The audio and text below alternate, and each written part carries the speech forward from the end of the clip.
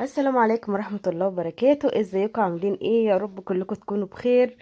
قربنا على سنة جديدة، ويا رب تكون سنة كلها سعادة وخير عليكم كلكم. مش هطول عليكم، بس اللي أول مرة يشوفنا ويشوف قناتنا يا ريت يعمل لنا اشتراك، وكمان يفعل زرار الجرس، واعملوا لايك وكومنت حلو زيكم كده. وتعالوا بسرعة نشوف احنا هنعمل ايه النهاردة.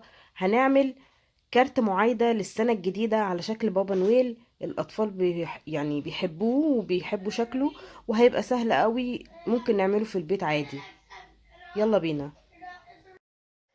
أنا هنا هجيب لوحة بيضة، وهقيس كده بالمسطرة قد 20 سنتي بالطول، ومثلا 10 بالعرض، وهقصها. المكونات اللي هتبقى معايا هي لوحة بقى بيضة، وهيكون معايا قطن، وهيكون معايا كريب جليتر أحمر.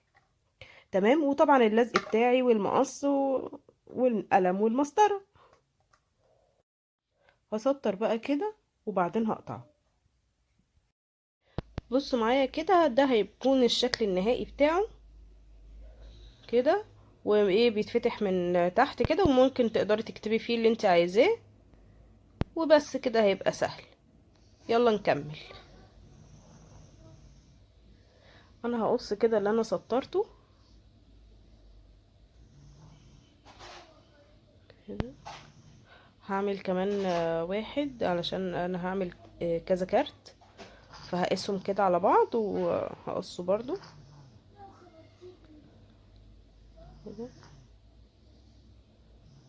تمام. اسويهم بس كده وخلاص نبدأ.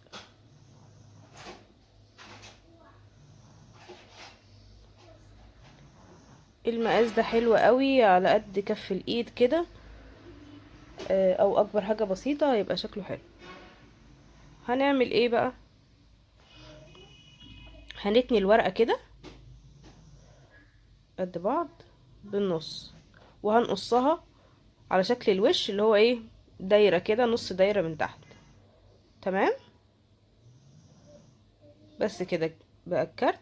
هناخد بقى نعمل الطربوش بتاعه. ده كده كريب بيلزق، فانا هاخد على قد الروز بتاعته اعلم، وهعمل ايه زي مثلث كده او زي طاقية كده بالشكل ده، كده زي الهرم كده او مدنة الجامع. وهقصها كده اهي، سهلة خالص. هعمل كمان واحد للكارت التاني اللي انا قطعته.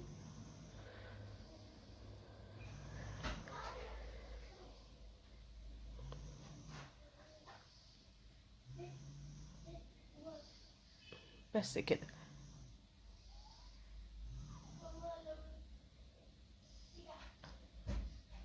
تعالوا نشوف بقى هنلزقه ازاي كده. انا هعمل بس حتة كده عشان الزق عليها الورقة، لكن مش هفتحه كله، حتة بس من تحت عشان تلزق. هو لزق قوي جدا، فانا هلزق كده اللوحة فيه اللي احنا قطعناها في حتة صغيرة كده، وهنسويها بس كده من ورا، ونشيل من ورا الورق اللي ورا دوت الزيادة، واخليه برضو عادي ملزوق زي ما هو كده بالشكل ده. هنعمل له العين بتاعته والبق. بصوا كده، يعني حاجة ظريفة صغيرة. نعمل مناخير كده بالجليتر برضو عشان تبقى ايه شكلها حلو. جه بقى دور القطن.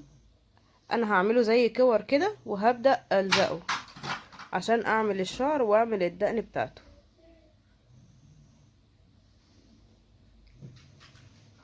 كده. انا معايا لزق اللي هو الصاروخ او امير، او اي لزق، ممكن الشمع، ممكن اي لزق ينفع معاكي.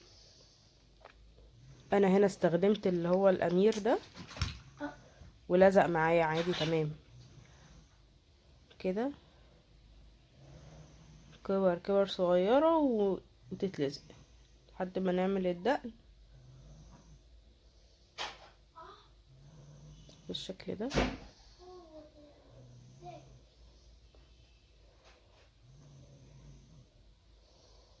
مفيش اسهل من كده، مش هتاخد منك 5 دقايق، وعملتي حاجة حلوة ولذيذة وسهلة كمان. هنحط كمان كورة فوق كده، بس اضغط عليها وبس كده خلص. ابدأ بقى اكتب جوه اللي انا عايزاه. كل سنة وانتوا طيبين.